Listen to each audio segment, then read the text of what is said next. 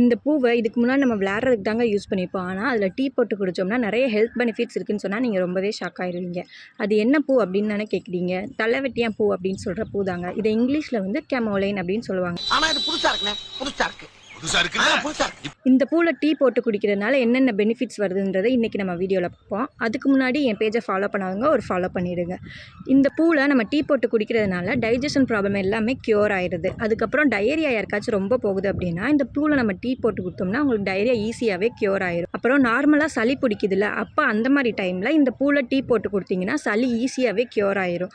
அப்புறம் குழந்தைங்களுக்குலாம் நிறைய ரெஸ்பிரேட்டரி ப்ராப்ளம்ஸ் வரும். அந்த டைமில் இந்த பூவில் டீ போட்டு கொடுக்கலாம்.